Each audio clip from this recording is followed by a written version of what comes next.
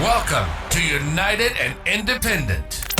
We're more significant than ever before, but it's not enough to just be registered. It's time to take action. Our goal on this show is crystal clear: to educate, motivate, and unite. We're going to show you the incredible position and power you hold right now and what you can achieve by standing together. We're not just talking politics, we're making a difference.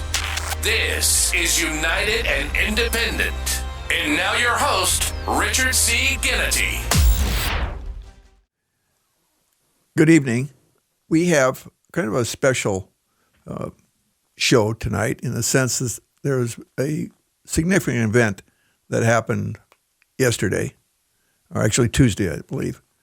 Joe Liberman, former senator from Connecticut, died. He's 82 years old. He was a friend of President Biden, long-term, served in the Senate together. And it's a sad event anytime we lose a significant person, and for his family, of course.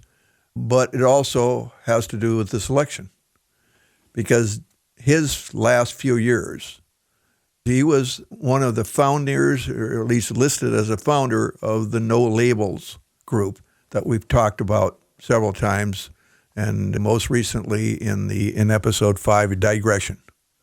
So we're going to try to tie that in, but because he is so important in that organization that I think it is possibly going to handicap that significantly.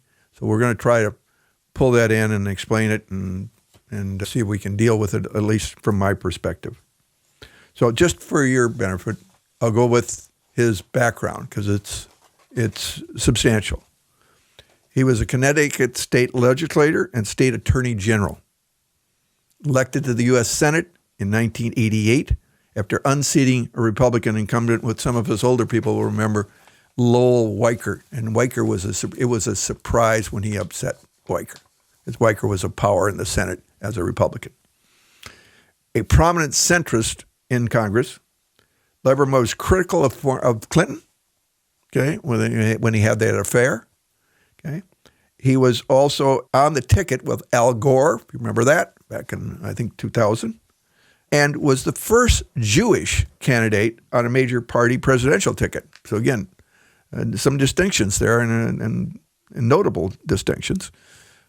And then he mounted his own presidential bid, which I didn't remember, but he was defeated. He didn't get the nominee. And then he lost his own Senate seat in 2006. But he had a comeback, and he won the general election as an independent. So he got out of being a Democrat, went independent, and won election back as senator. And he went from that 2006 to 2012 and then quit. He was also, which I wasn't aware of, he endorsed John McCain and was a close friend. That surprised me, and I didn't remember that. So again, a complicated, if you will, winding run during his years, but very accomplished at the same time. Over the last 2 or 3 years, he chaired No Labels and attempted to field candidates to challenge both President Biden and former President Trump as a third-party option. Okay, so their label or their name was No Labels, and we've talked to him before. We'll continue it. But he was their chairman, and he got a lot of press because of his background. And so he was sort of one of their public faces, and probably the best-known public face. And that's why it was such a blow, because how he died, it was even described weirdly. He fell, and he said he died. Well, in today's world, unless you're talking about over in Russia where you fall out a third-story window and die, it's difficult to envision in today's world him. They didn't talk about in any detail, like he tripped and fell down 12 stairs and broke his neck and instantly died. No details at all. And I respect that in some sense. That's his family's, if that's his family's wishes. And they didn't say, well, he was very weak, he was suffering from heart attack, and that fall just, it was too much for his heart. No, they no descriptions, no details. And now it's been several days and nothing has been presented as to the details. So am I honing up here a little false story? I don't know. Probably am a little bit. But it does bother me that it's very few, a prominent person like that doesn't usually describe that, he was taken immediately to XYZ hospital, but he succumbed, after, he was brought in, they were determined he was dead, and that's it. None of those details that you would think of this kind of a personality in person, there would be adding that. Nothing. And I said, all he does is he fell and he died. Pretty much that's it. I mean, again, am I a conspiracy theorist? Maybe. Okay, maybe that's my role, but it does seem strange. So anyway, the question is what does that do for this election? Well, I think you may not be aware of what's happening with No Labels, but just to review that for a little bit. No Labels, about 1 million strong in membership, and in fact, I just became they're a member because I liked what they were doing. I'm ID number 240114766 or 65, depends upon my reading here. But that sounds awfully high. But I'm aware they have about 1 million, so I don't know where they got that. But it's very beautiful. It's, I believe, and it's beautiful, really. So I'm proud to be a member. And their position is that they're trying to put an independent ticket out there. And they're registered in a number of states. And they have hopes to be a ticket in 35 or 40 states. But right now they haven't got a ticket. Okay? So they're still seeking out, and they've been refused by a lot of big names. Manchin out of West Virginia on the Democratic side. On the Republican side, Nikki Haley. On the Republican side, Christie. And also the former senator from Utah, who ran long ago, Mitt Romney, has also refused him. So they're seeking somebody, obviously, with national name to run, and they're having a hard time. So they're looking at, and this is a potential, but not yet signed up, and they haven't promoted it. There is a third candidate out there, which you're probably aware of, Senator Robert Kennedy Jr. And he's a Republican, but he's running. And he just selected, and is getting some traction, but he really doesn't have, he has only a national name because of who he is a relative of Robert Kennedy, who was going to be, or possibly the president, when he was killed in Los Angeles back in, I think it was 68 or 69. But he's one of the offspring of that Robert Kennedy. And so he has name recognition at that level, but not really as a national. Well, he's a senator. He hasn't got it. He's been a centrist, I would say, as a Republican. And that's sort of how he's running. And he just selected a vice presidential candidate because they were saying, well, and without a vice president candidate, there are states you can't get on the ballot without it. You have to have a vice president candidate. So he's got it one now. And who he chose is sort of a stranger in the sense he picked a woman from California called Nicole Shanahan, okay? And she's a lawyer and a philanthropist who's never held elected office, okay? But she's accepted the role, and as they said, she's an unconventional choice. She happens to be quite young, 38, and brings youth, and the other one that she brings is considerable wealth to the Kennedy's long shot campaign. And she's really not known outside Silicon Valley. And where her wealth came from, she happened to be married, and for about 4 years, to Sergey Brin, who was the Google co-founder. So in that marriage, and I don't know how much she got, but anybody who marries that wealth, and I have to think it exceeds $25 to $50 million, just because that he's worth billions. And so I'm sure whatever happened, she walked away comfortable. And they have a young daughter, which would enhance that payoff also. So they talk about it, and she has some background in business. She leads a foundation called BioEcho Foundation, which she founded, and she directs money toward women's reproductive science, criminal justice reform, and environmental causes. So that's those are names that draw a segment of the population, and probably mostly, I would say, on the Democratic side. And he, as a Republican, would try to attract Republican centrists, never Trump Republicans, and that's what they hope to do. And so, it's a ticket, but it's not a ticket of names that people can rattle off and quickly know. So they have a huge hump to get over in that area, and there's going to have to be a lot of money spent, and they've got to generate it. And I don't know if that's possible, frankly. But there it is. There's a ticket, and it hasn't been gobbled up. They haven't agreed to, and I don't think it's been proposed from No Labels that they run under them. But that's the only ticket that I'm aware of that's out there. Now, maybe somebody will come out of the blind here, but even assuming they pick it up, it's a strange ticket, frankly. So where does that leave No Labels? Okay. Well, without a ticket, it's not going to do it. And they're still deciding that issue. They have about another, I think they said April 15th now. They've been pushing that back from about mid-March to now April 15th. And they've got a problem in coming to a ticket that is not just going to be a waste of money, okay? Because, and I argue this, and that's really part of my pitch tonight, is they're still defining success as winning the national ticket and having a candidate that wins the presidential election. Well, I don't think anybody realistically would look at that ticket, Robert Kennedy Jr. and Nicole Shanahan, as a legitimate chance at that. It's too unknown.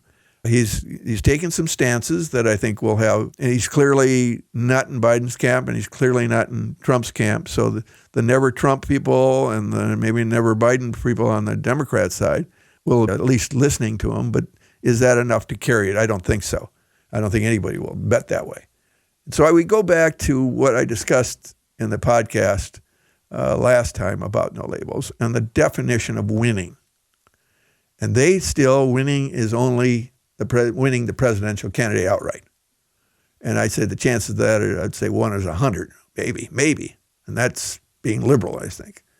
But what I think can still happen, and I don't know with this ticket, frankly, but what I hope would happen maybe is we get enough votes there as a third option to make both parties recognize, oh, holy cow, that there was a significant portion of the nation's voters that wanted a third option from what we were offering them. And I think that's true. I talked to lots of people, 100 people, okay? That's lots, okay. And I would say at least 100 people said, well, yeah, I don't like this. I don't like the candidate, either the Democratic or the Republican, but I'm Republican. I've got to vote for somebody, so that's it. Or I'm Democrat. I've got to vote for somebody. I'm not going to vote for the Republican issue or candidate, so I'm going to vote Biden. So it's there, and they say that percentage nationally is 60%. That's a huge, huge number. And so if they can take 10 or 15% of those and capture them, I think they won the game. Now, when I say won, both of them want a move to the central to get away from what I call political war that's taking place between the current Democratic situation and the current Republican candidate. And an example of what, I can't even believe it's happening, but both of them, Trump has effectively interfered with the settlement of the border issue, at least an attempt at settlement. Now, there's some reasons why, because he didn't think it was going to be managed, he said it was going to be set aside, et cetera, et cetera. But right now, or for last year, that border issue was all Biden's problem. Now, Trump just come in and said, don't solve it. Don't solve it until I get president. So each month, let's say this is now almost April. So April, June, April, May, June, July, August, and September, he's going to say, let it go. Well, the borders are being overrun with something like 150,000 immigrants per month. So 900,000 more? And he's just going to say, let's wait? For what? So he can get the glory? To me, that's horrible. You should be, as a young guy, he should be spanked, okay? And I hope somebody politically spanks him for making that call. When there's a gap, when he could close it. Now, does he shut it off? No. Does he give Biden a victory? I don't think so, because the nation will say it was Biden probably finally did something, but he took 3 years to do it. So he's not going to get a lot of credit. It's just Trump's ego's working here and his control of the Republican House. So that blows me up. So here we got two candidates now. We've got Trump, who has said, Ukraine, we're going to end this damn war in 3 days. Now, that's an old saying, but he still thinks he can end it fast. He said, we're going to get them all in a room and solve this thing. And the only way you're going to solve with Putin is to give him everything he wanted. Everything. And Putin knows he can smell that in the room, and he'll push. If you don't agree with that, I think you're wrong. Okay. And then, and that's Trump. And he's also horrible on the inflation and the debt. He's accused, he's not accused, he did increase the debt $8 trillion in 4 years. Holy cow. $2 trillion a year. Now, so, well, but he had COVID. Okay. Take 4 off of that, and you still have $4 trillion. The most of, I don't believe, outside of World War II, we've ever had an increase in debt under 1 4-year period. I may be wrong, but I think it's pretty close. Okay. And then we have Biden on the debt, $2 trillion. Okay. Neither are fiscally responsible. So we got those two. And then what did Biden do? So we got the issue about the border that Trump tried to stop a solution. Not a perfect solution, but a solution. Now we got Biden. And what did he do? And of course, he doesn't say he did it. He had the head of the Democratic head of the Senate. He had him stand up and call for Netanyahu's head, effectively, get him out of, actually called that he should be let go, he should be replaced as the head of Israel.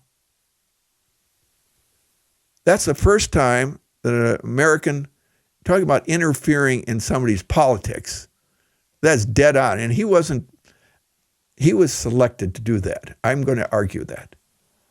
Because what did it come out? It said, oh, yes, he did inform the presidency about his speech. And it never has happened, ever, that wasn't the president, it wasn't the ambassador, it wasn't the head of the State Department. All of those have responsibilities in relationship with Israel. He didn't. He doesn't. Why is he speaking? Why did they allow him to speak? Because they could have shut him down. They should have put him in his place. But they let it go. And they didn't criticize it. In fact, finally he said, we kind of agree with that. So he happens to be Jewish. So they were trying to politicize or negate this comment on Israel from a Democrat. And how did they do it? They took the highest political person of Jewish faith to do it without any White House guidance? I don't think so. I can't even fathom that, because it would be suicide, political suicide, if you did that in front of a sitting president and he didn't like it, or he wasn't advised and included and directed to say so. He said, oh, I was aware I'm going to tell you that everybody knew that would be a hot potato. I cannot believe he didn't help write it, advise it, what it included, what it didn't include, how strong was it, everything. He went to war with a duly elected Israeli person that was directing this war. And it clearly has lessened our relationship with Israel. And in fact, they said, something's got lost. Now, so here's two candidates. One who played politics with the border. Both of them did in that case. But Trump had a chance to turn off the spigot 6 months earlier. 6 months, possibly up to 900,000 people. Didn't. Chose not to. Chose to extend it so he would look good. Okay? Because that's what he had solved on day one. And then we have Biden, who basically has abandoned our greatest Mideast ally that we protected and still sell a massive amount of military aid. Because what? Because they have refused to stop their war on the people and the organizations that are absolutely committed to killing all the Jews. Now, you know Israel, they've been invaded, 3 or 4 times? 2 times in the first 6 years they existed by multiple Arab countries. They fought for their own existence and fought well and succeeded. And they're in constant, they're promising to kill them all. And yet we abandon them? It's not disagreeing. We have every right to disagree, and verbally, and we've said that. We disagree with their strategy. And that's okay. They didn't disagree. They weren't going to follow our disagreement. But it seems very punitive, and it says, and he's been caught, Biden has been caught on mic. We'll teach him, okay? We'll show him who's in charge. And that's this attitude about that we're in charge. We're not in charge. Where did Israel said, oh, anything you say, U.S., we're just your lackey here. No, they're an independent, strong country. And we need those independent, basically democratic organizations or countries in that area. They're the only one that lives near our history or our approach to politics and life, if you will. So I don't know how you can say that we have the wrong presidents, wrong people, than saying, who do you vote for? The guy who gave up on Israel?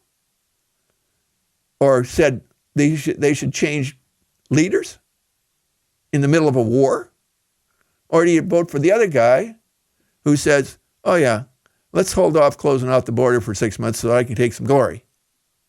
Who are you going to vote for, folks? So I'm going to bring it back to where my position has been and is. Change the definition of winning. Change the definition of no labels from having to have a people who they run, who you will elect as the next president and vice president of the United States. And at this moment, it's probably 1 out of 100 at best who the people. They haven't even made the agreement yet with these people, but they have to make the agreement and then run them. And without name recognition, and try to sell you that if Robert Kennedy dies, that this Ms. Shanahan is the next president. Good luck on that one. So I don't see how they can go there. So, but where they could go, do they have a chance? I don't know. But I think with good efforts, they've got a chance because of the two candidates there, that people are just crying to have somebody normal and somebody with some not only guts, but sticking to the principles of the United States become our leader. Neither Biden nor Trump meet those. They are not anything I would choose to represent me because of what they've already done. Okay. Give up on Israel? Try to change leadership in a foreign-friendly country? Wow. Or hesitate to solve a problem, to put a tourniquet on the problem? Wow. So what I'm hoping for is that they can get enough momentum to win 15% to 20% of the electorate. Give me that. And that, you say, well, they'll lose. Yeah, they'll lose. They won't be president, they won't be vice president. And I don't think that's wrong, frankly.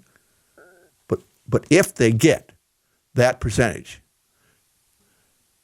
and let's say that and they were trying to appeal with a Democrat and a Republican on the ticket, they're trying to appeal to a centrist vote, okay? And if they get 15 to 20% of the electorate or registered to vote that way, it will change the ball game.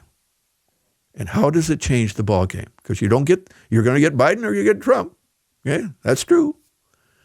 But each party will look at that and say, Jesus, for people who really wouldn't be on any ticket, got 15 to 20% of the vote.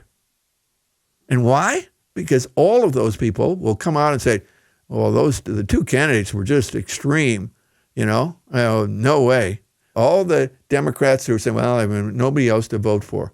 If you want to change the Democrat, you vote independent. If you want to change the Republican Party back to the traditional Republican Party, you vote independent. And you say, well, we're going to lose. Not if your real game is to change next time.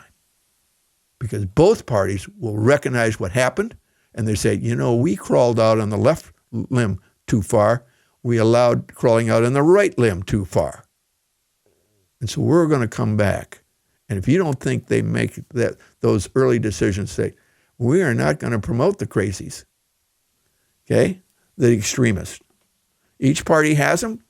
In any group you've joined, you'll find, whoa, that guy is really out there, or this lady is really out there, and you don't let them get elected.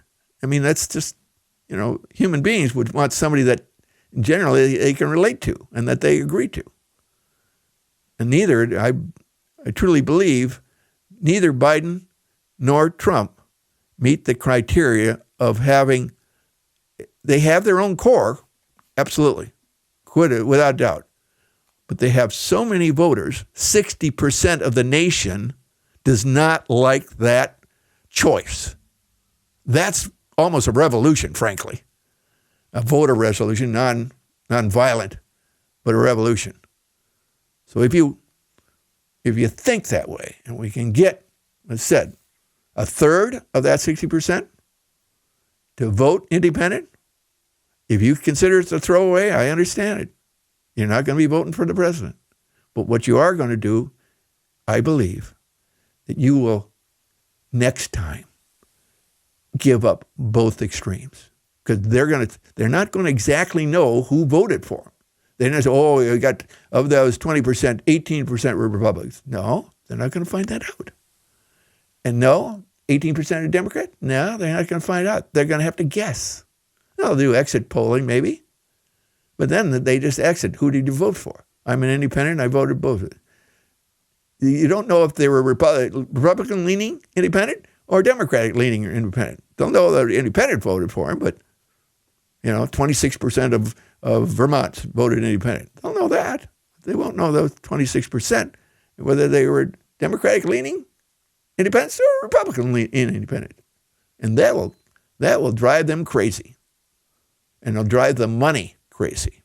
Because they know, wait a second, we need to pull in our wings here. We don't need what is taking place now, which is virtually war between the two parties and lies coming every place. I think you'll recognize that we have Fox on one side and three of the other national media stations and whatever on the other. And they're hard to listen to, from my perspective. It wouldn't be bad if they were factual, unbiased or attempting to be unbiased. They're not. They're Joy Reid. I mean, if you don't think she's biased, you got to be crazy to say something I've said before. And if you go on the Republicans and you take some of their lead people, God, they're anything else but unbiased reporters, unbiased commentators. So that's my argument for tonight. We're going to leave it there. Hope you'll consider it, and I hope you give us a like or something that indicates that you enjoyed our conversation. So, good night. More significant than ever before. Bigger than the Democrats. Bigger than the Republicans. This is United and Independent. And now, back to your host, Richard C. Ginnity. In the digression, this is going to be almost a follow-on, I guess, what you would say, to our main topic. And, of course, that revolved around the death of Senator Joel Lieberman and what the effect was on no labels. But this is what I believe should be the strategy for no labels going forward. So, first of all, they will, and they should, search for a ticket that they can support. But they are in a very short time frame to do that. And they've been unsuccessful to get leading candidates. The candidates, I think, that would have put together a very strong ticket and appeal to independents, if you will, and others. So they didn't get Manchin. They didn't get Romney. They didn't get Christie. They didn't get Haley. And so they really didn't get their first line. And they haven't come up with a second line yet. And who's out there? Robert F. Kennedy Jr. is out there, and he just named his running mate, which is Nicole Shanahan. But I don't think anybody sees them as world beaters. And they're kind of undefined. And so neither Kennedy, I don't believe, has approached No Labels. And I don't believe, or at least I haven't heard, that No Labels has approached them. Because I think there is really an unknown about Kennedy. And I heard it last night that he has some, what they thought, weird positions. Now, I don't know if you would think they were weird, and I haven't got them in front of me to describe them or to list them. But clearly there's an unknown factor, and it's too late to have an unknown factor. And from No Label standpoint, they really can't afford. They're trying to establish what their position is, and they want respect. And that's what they have to maintain. They can't put up a clown, the wrestler, or anything else. If they're going to be considered a voice to be listened to, they've got to be very careful. They would be better off not having a candidate this time than putting up a candidate that ends up being sort of a joke. So, in that environment, what do I suggest? Okay, and why? The why that they need to go forward is this a much needed voice. That voice that people can observe a known Democrat and a known Republican, not running for, in this case, not running for president and vice president, but discussing issues that they are not necessarily going to agree on, but discussing it in a civil manner, in a manner of respectfully opposing each other, but discussing it in detail. So that's what I think is needed, and I'm going to suggest how we can accomplish that. So what I'm suggesting is two people that have been mentioned before, and two of the people they sought to have run, but they both refused.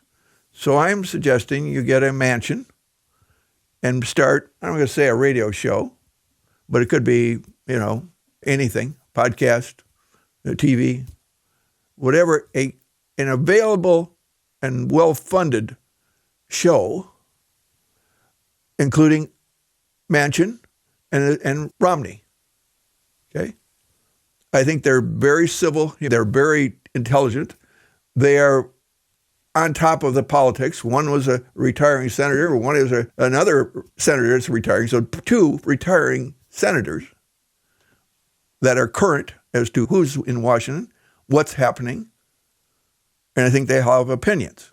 Not necessarily an agreement, although luckily, or I think they will find something that, yes, they both agree on an approach. But not necessarily. What is most important is they're shown as two intelligent, current politicians talking together and respectively talking. And we don't see that now. We haven't seen it. Certainly in the two candidates that we have now, they're at war and they lie and they cheat and whatever else. And it's no holds bar on this thing.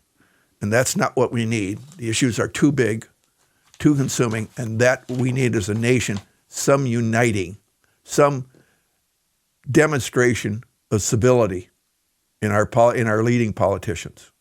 So I'm saying let's approach them. Let no label approach them. And what I would ask them to do is to, and I have some suggestions where they can go. Now, they can talk themselves, and that's fine, and I'm sure they will. But there are other groups that they could bring in that are civil, that are important. And they have to promote that. They have to show America that it's out there. It's not all chaos.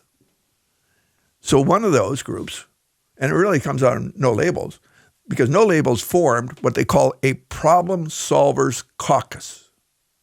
It evolved into roughly 60 current members of the Senate and the House, roughly even, I think it was 30-30, I think it was absolute even 30 Democrats and 30 Republicans currently serving. Now, that's what's served, and I don't know if all of those are current serving, but I would assume 45 or more are still currently serving. And to get them together and find out what they have accomplished together or what has been the problems, okay? I'm sure it's not a love affair. So there has been problems, but they've addressed it. They're still in that caucus together. And that's what America needs to hear. There are people civil enough to get together, not agreeing, not a total agreement. No group of Democrats and group of Republicans are going to be in total agreement. Otherwise, there wouldn't be two parties.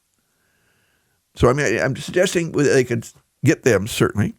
They can get former presidential candidates who have not given their endorsements and ask them about what they feel about America, what they see in Washington, what they see in the candidates. And they've got to balance that, obviously. They can't have one all bashing Trump or all bashing Biden. It's got to be balanced, and they'll have to sort that out. But they're capable of doing that.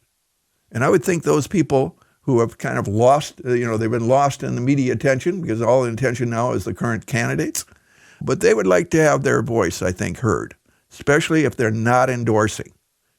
Okay, and that is important for No Labels, and I think it's important for the nation. Because in doing that, I think they set up the argument that maybe we should think of a third way, okay, which we discussed before. They can also look for retired. There was a whole rash of retired senators and congressmen over the last month that just said, next week I'm gone. Now, some of them might have personal issues, other issues that aren't relative to this discussion, but there was a number of them that says, I just can't stand the constant conflict, that nothing gets done. We go at, we hammer each other, and we walk away, nothing is settled. And they're getting out of Washington. They're through. Those are the people I think we should listen to, or at least hear why they came to that conclusion. And it will, I think, incite to some extent our thoughts on how they, and I'm sure we're going to they'd ask them, what do you think is the solution? And I'm sure they'll have some. May not be what I'm presenting, but they're in the battle. They're ex-combatants, and I'd like to hear them. Also, there's been prior politicians. Manchin was a lifelong Democrat, and now technically a political independent.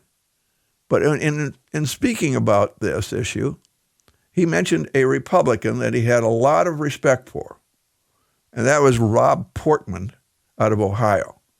So bring in Rob Portman, and Manchin is going to respect him, but he's not going to leave him not being questioned, not being pushed, if you will, but he's going to listen to him. We are going to listen to him.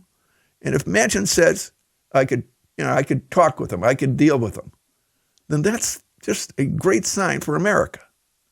So I hope, and there's probably others, these guys know the whole group, and they've worked with some of them for many years. So I'm sure there are people that said, I can work with that guy. He's reasonable. I'm not sorry he's going to agree with me every time, but we can get there. We can compromise. We can find a place where we can effectively create policy that isn't perfect in either of those minds, either side's minds, but best we could do now. And that's where politics is usually it. It usually isn't all one or all the other. Not good politics, at least. And then there are other well-thought-of members that are inherently very knowledgeable about the major issues. And I'm saying, I don't know who they are. They might be on a committee. They may be some, but a reasonable voice that is knowledgeable about the border issue, or about debt issue, about Israel and Ukraine, and educational performance, educational system. Those are 4 issues which I brought up a long time ago as I thought key issues that need to be discussed. And again, you're not going to get total agreement, but I would like to listen to both of those people and the people they bring in. And I'm hoping they will bring in what you and I agree are at least rational, okay? And have thought about the issues and are knowledgeable about the issues for us to listen to.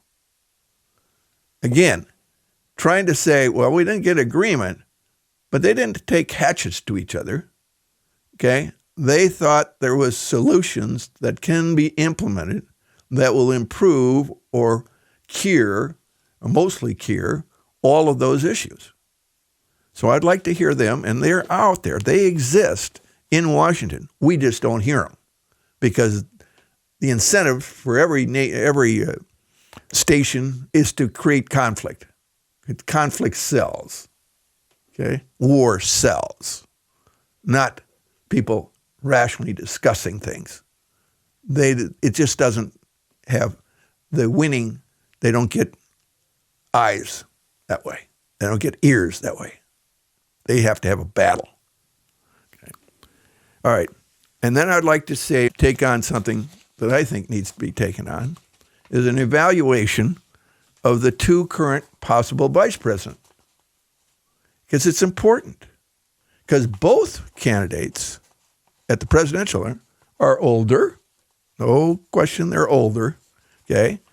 Like I'm older. But there is a real possibility, in Biden's case, he's been infirm. And I think I don't think that's a bad word or unfair word. He's physically infirm, unsteady, maybe mentally. I'm not going on his mental, okay? I'm saying infirm. And there is no reason to doubt that there's a possibility, not a absolute happen, that he won't last the 4 years physically.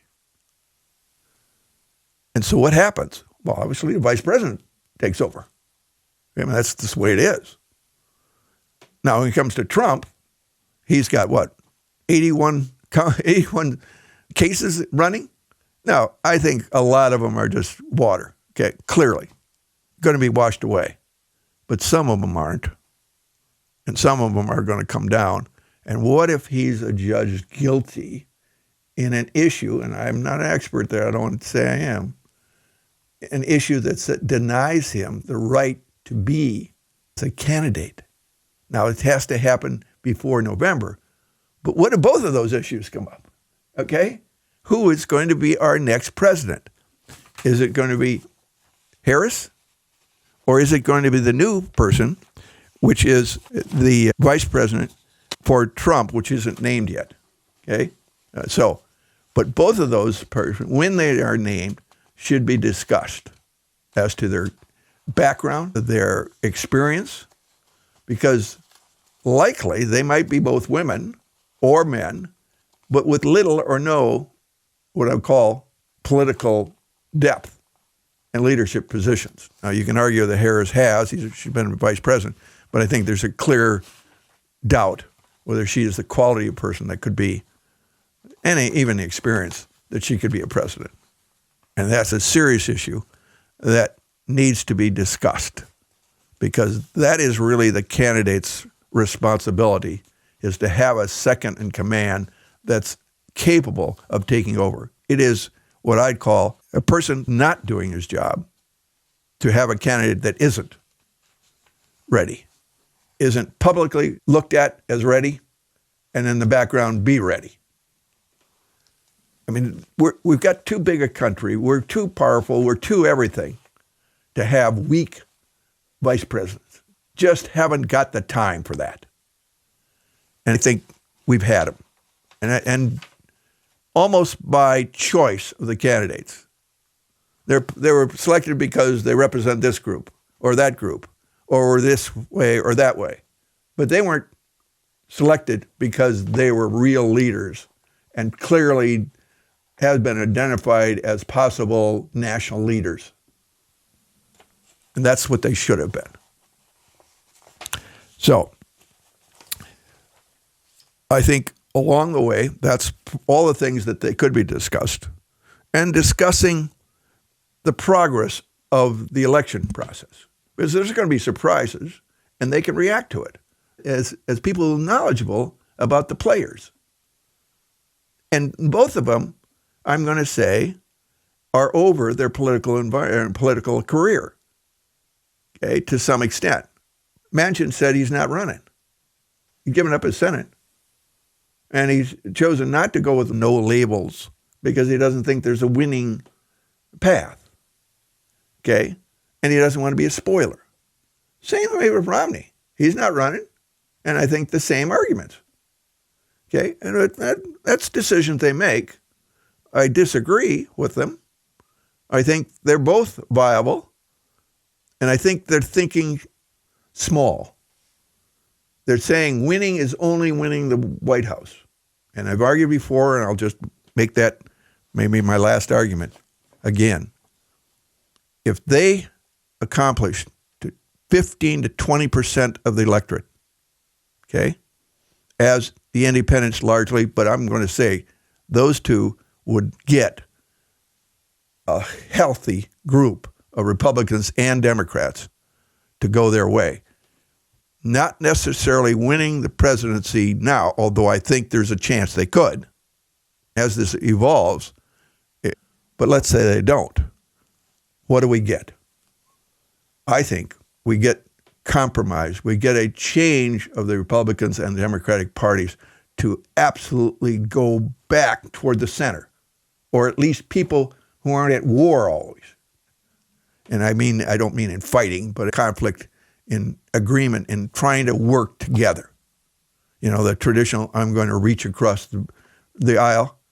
Well, Biden didn't do it, and Trump won't, okay?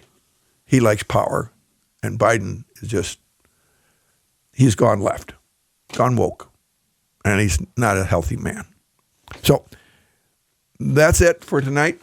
I thank you again for listening, and hope that you'll subscribe to us and indicate that you like us, and listen to us next time. Thank you. You've been listening to United and Independent. What separates this show from others is that Richard has the background and experience to back it up. You can find detailed information on his background at the website united-and-independent.com. We hope you've enjoyed the show, and we hope you've gotten something from it. Make sure to like, rate, review, and subscribe. We'll be back soon. But in the meantime, follow us on social media. Thanks for helping to make a difference. See you next time on United and Independent.